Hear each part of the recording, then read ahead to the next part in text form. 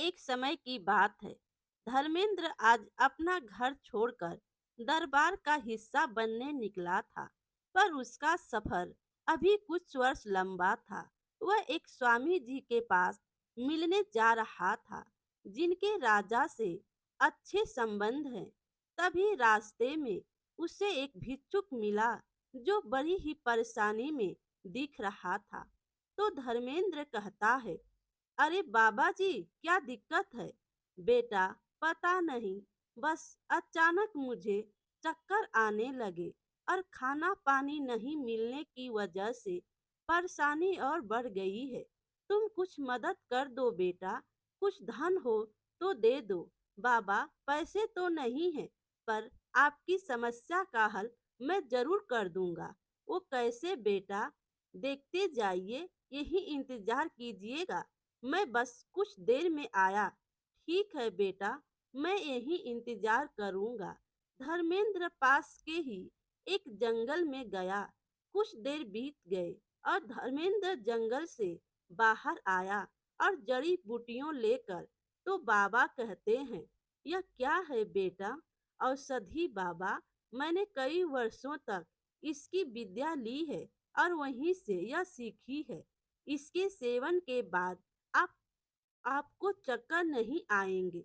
तो बाबा कहते हैं, वाह भैया, क्या बात है, तो तुम ही हो?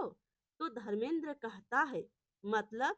तो बाबा कहते हैं, मतलब यह कि एक युवक जिसका भविष्य बड़ी ही रुचि से भरा है, मैं आज उससे मिल पाया। तो धर्मेंद्र कहता है, आप कौन है प्रभु, और मेरे विषय में कैसे जानते हैं? तो बाबा कहते हैं, चाहे बैरागी कहो, चाहे राहगीर, क्योंकि बात मेरे विषय में नहीं है, बात तुम्हारे विषय की है। मैं बहुत प्रसन्न हूँ। बुद्धि और सूझबूझ से तुम्हारे हाथों में कुछ नहीं था, फिर भी तुमने तुरंत सारी व्यवस्था कर दी। यह तुम्हारी कौशल का प्रतीक है। तो धर्मेंद्र कहता है, आपके प्रोत्साहन भरे शब्दों के लिए धन्यवाद। तभी वह भिक्षुक अपने दोनों हाथों में दही से भरे बर्तन प्रकट करता है। तो धर्मेंद्र कहता है, यह क्या बाबा? तो बाबा कहते हैं, मेरे बाएं हाथ में जो दही है, अगर उसे खाओगे तो धन में वृद्धि होगी, और यदि दाएं हाथ की दही खाओगे तो ज्ञान में वृद्धि होगी। तो धर्मेंद्र कहता है, अच्छा, पर धन बड़ा है या ज्ञान? तो बाबा कहते हैं, दोनों की अपनी अपनी उपमा है। कुछ जगहों पर धन बड़ा तो कहीं ज्ञान। तो धर्मेंद्र कहता है, अच्छा, पर चक्कर बताऊं कि कौन सा दही सही रहेगा? तो बाबा कहते हैं, चख लो। धर्मेंद्र ने दोनों ही बर्तन की दही सफा चट कर दी। तो बाबा बोले, यह तुम्हें दोनों बर्तन की दही पीने को किसने कहा? तो धर्मेंद्र कहता है, एक ही पीना है, यह भी तो किसी ने नहीं कहा बाबा जी। और वैसे भी आपने यह दोनों दही के बर्तन बराबरी में रखे थे, तो मैं कैसे जान पाता कि इनमें से उत्तम कौन सा है? तो बाबा कहते हैं, बड़े ही चंचल हो बेटा, यह चंचलता तुम्हारी बुद्धि से ज्यादा प्रसिद्ध होगी। तुम्हारी बुद्धि ही तुम्हारा सबसे बड़ा धन है। जाओ, मेरा आशीर्वाद सदा तुम्हारे साथ रहेगा। तो धर्मेंद्र कहता है, प्रणाम बाबा। यह कहकर धर्मेंद्र आगे अपने सफर पर बढ़ गया। कुछ दिन बाद सफर तय करने के बाद धर्मेंद्र स्वामी जी के घर पहुंचा। स्वामी जी के कमरे में बैठा उनसे बातें कर रहा था। स्वामी जी, मुझे राजा वीर सिंह के दरबार का हिस्सा बनना है। मैंने सुना कि वह बहुत ही बुद्धिमान और दयावान राजा हैं। तो स्वामी जी कहते हैं, हाँ धर्मेंद्र, वह राजा तो बहुत ही अच्छे हैं। राजा के हर एक गुण है उनके अंदर। पर तुम उनके यहाँ जाकर क्या करना चाहते हो? कुछ करना नहीं है स्वामी जी, बस वहाँ जिंदगी रोचक होगी ऐसा प्रतीत होता है, और लिखने का भी बहुत शौक है। धर्मेंद्र ने झोली से एक किताब निकालकर स्वामी जी को दे दी। कुछ देर पढ़ने के बाद स्वामी जी ने कहा, धर्मेंद्र, यह किताब सच में तुमने लिखी है? तो धर्मेंद्र कहता है, जी बिल्कुल। तो स्वामी जी कहते हैं, यह किताब तो बहुत ही उत्तम दर्जे की है। तुम बहुत बुद्धिमान हो। यदि सच में तुमने ही यह किताब लिखी है, तो धर्मेंद्र कहता है, यह तो सब ईश्वर की कृपा है स्वामी जी। आप यह बताइए कि मैं राजा वीर सिंह से कब मिल सकता हूँ? तो स्वामी जी कहते हैं, सब्र रखो पुत्र, पहले मैं वहां जाता हूँ, फिर मैं मौका देखकर किसी और को वहां से भेजकर तुम्हें वहां पर बुलवा लूंगा। तो धर्मेंद्र कहता है, जैसा आप कहें स्वामी जी। तब तक मैं आपके मकान में कुछ दिन काम में हाथ बटा दूंगा। फिर स्वामी जी कहते हैं, अच्छा, अब मैं यहाँ से निकलता हूँ। धर्मेंद्र स्वामी जी को बहुत ही ज्यादा मानता था, पर उसे नहीं पता था कि स्वामी जी खुद उसकी किताब का हिस्सा बनने जा रहे हैं। कई दिन बीत गए, पर स्वामी जी की तरफ से कोई प्रक्रिया नहीं आई। धर्मेंद्र ने सोचा कि अब उसे चलना चाहिए और धर्मेंद्र राजा वीर सिंह से मिलने निकल पड़ा और कहने लगा, स्वामी जी काम में बहुत ही व्यस्त हो गए होंगे, इसीलिए मुझ तक किसी को भेज नहीं पाए। वहां भेंट होने पर उनसे पूछ लूंगा। धर्मेंद्र राजमहल के द्वार पर और एक द्वारपाल ने उससे पूछताछ करने के लिए उसे रोका। क्यों भैया, किस काम से आए हो? तो धर्मेंद्र कहता है, किसी काम से तो नहीं, बस अपनी कुछ किताबें दिखाने आया हूँ और अपने राजा से मिलने के लिए। कारण की तो जरूरत नहीं है ना? तो द्वारपाल कहता है, बहुत ही बुद्धिमान लगते हो। तुम्हारी किताबें भी अच्छी ही होगी। तुम्हें अंदर भेजा जाएगा, पर एक शर्त पर। तो धर्मेंद्र कहता है, और वह क्या है? तो द्वारपाल कहता है, जो भी बख्शिश मिलेगी वो तुम्हें मुझे आधी देनी होगी। धर्मेंद्र ने कुछ सोचा और कहा, ठीक है भैया, आधी बख्शिश तुम्हारी। अब तो मैं अंदर जाऊं ना? तो द्वारपाल कहता है, बहुत समझदार हो, जाओ। आखिरकार महीने भर बाद धर्मेंद्र अंदर सभा में राजा वीर सिंह के सम्मुख पहुंचा। तो राजा वीर सिंह कहते हैं, क्या बात है, यहाँ किस कारण से आए हो? अपनी समस्या बताओ।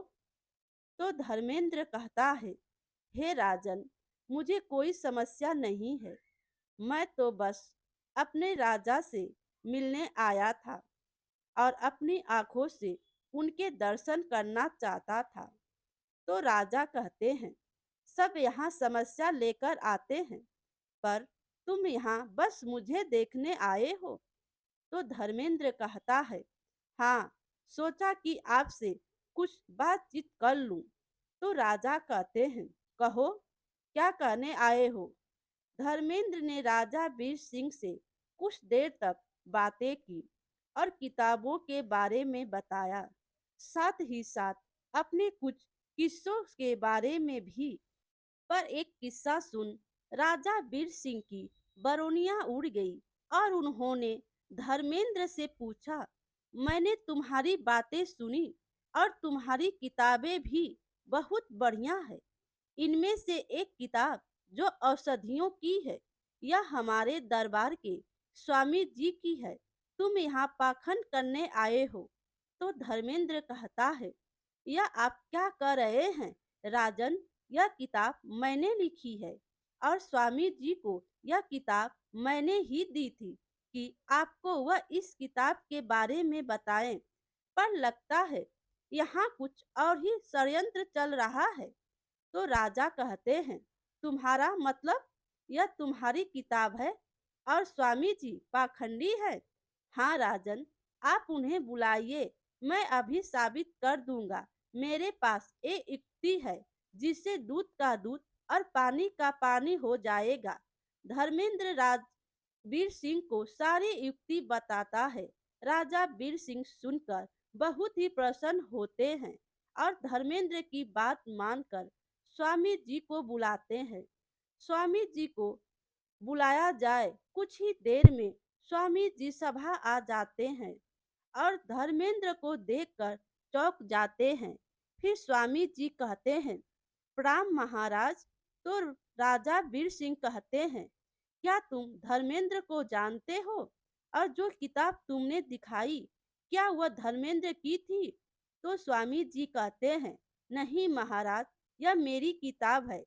इस लड़के ने 1 महीना पहले यह किताब मुझसे चुराई थी। फिर धर्मेंद्र कहता है, महाराज, यदि आप 2 व्यक्ति को लेकर आए जिनका उपचार करना हो, तो यह साबित हो जाएगा कि यह किताब किसकी है। फिर स्वामी जी कहते हैं, जी महाराज, मैं भी तैयार हूँ। 2 व्यक्तियों को बुलाया जाता है। दोनों अपनी बीमारियां बताते हैं और स्वामी जी उपचार करना शुरू करते हैं। पर धर्मेंद्र वहीं खड़ा रह जाता है। तो स्वामी जी अपने मन में कहते हैं, यह तो कोई उपचार ही नहीं कर रहा। मैं पहले से ही जानता था कि यह किताब इसकी नहीं है। इतनी कम आयु में कौन ऐसी किताब लिख सकता है? जैसे ही स्वामी जी का उपचार करना पूरा हुआ, राजा वीर सिंह ने कहा, स्वामी जी को बंदी बना लिया जाए। तो स्वामी जी कहते हैं, ये आप क्या कर रहे हैं? तो धर्मेंद्र कहता है, स्वामी जी, आपने किताब तो पढ़ी, पर आप यह नहीं सीख पाए कि जो व्यक्ति पहले से ही ठीक हो, उसे उपचार की जरूरत नहीं पड़ती। असल में धर्मेंद्र ही ऐसे 2 व्यक्तियों को लेकर आया था। यदि स्वामी जी पाखंडी हुए तो वो फंस जाएंगे, और यदि उन्होंने यह बात समझ ली तो धर्मेंद्र हार मान लेगा। फिर स्वामी जी कहते हैं, नहीं, दया कीजिए महाराज, दया कीजिए। फिर राजा वीर सिंह कहते हैं, ले जाओ इसे। राजा ने खुश होकर धर्मेंद्र से कहा, धर्मेंद्र, तुम्हारी बुद्धि की जितनी प्रशंसा की जाए उतनी कम है। कहो, क्या बख्शिश मांगते हो? तुम्हें मुंह मांगा धन मिलेगा। तो धर्मेंद्र कहता है, 100 कोड़े। तो राजा कहते हैं, क्या धर्मेंद्र, तुम यह मेरा उपहास कर रहे हो? महाराज, असल में मैंने आपके द्वारपाल से उसके कहने पर वादा किया था कि बख्शिश आधी उसे दे दूंगा। तो आप 50 कोड़े मुझे दीजिए और 50 उसे। द्वारपाल को अंदर बुलाया गया। जैसे ही उसे बख्शिश के बारे में पता चला, वह रोने लगा। क्षमा कर दीजिए महाराज, अब कभी रिश्वत नहीं लूंगा। ले जाओ इसे और इसकी पूरी बख्शिश मिलनी चाहिए। उस द्वारपाल के जाते ही राजा वीर सिंह खुश होकर कहते हैं, तुमने अपनी बुद्धि का प्रदर्शन बहुत ही अच्छी तरह से किया है। धर्मेंद्र, जिस तरह भ्रष्ट लोगों से यह राज्य खत्म हो जाता है, उसी तरह अगर तुम्हें हाथों से जाने दिया तो यह इस राज्य की हानि होगी। तो बताओ, मेरे दरबार में काम करोगे? तो धर्मेंद्र कहता है, हे राजन, मैं तो इसी दरबार में काम करने के लिए अपने घर से निकला था, पर स्वयं कहता तो अभिमान कहलाता, और यह भी जानता था कि आपके कौशल के बारे में जो बातें कही जाती है, उनमें कितनी सच्चाई है। मैंने अपनी आंखों से देखा कि कला और कौशल का आपके दरबार में स्वागत है, और साथ ही उस द्वारपाल जैसे भ्रष्ट व्यक्तियों के लिए कोई जगह नहीं है। तो राजा वीर सिंह कहते हैं, तो आओ, तुम्हारा स्वागत वीर सिंह के दरबार में। इसके बाद धर्मेंद्र ने जीवन भर अपनी बुद्धि का इस्तेमाल कर राजा और राज्य की मदद की। सच कहते हैं, बुद्धि किसी भी धन से कम नहीं है। यह हर परिस्थिति में आपके साथ रहेगी और दूसरे धन की तरह छीड़ भी नहीं होगी। मेरे प्यारे दोस्तों, कहानी अच्छी लगी हो तो लाइक कीजिए और अपने दोस्तों में भी शेयर कीजिए, और चैनल पर नए हो तो चैनल को सब्सक्राइब कीजिए। Thank you.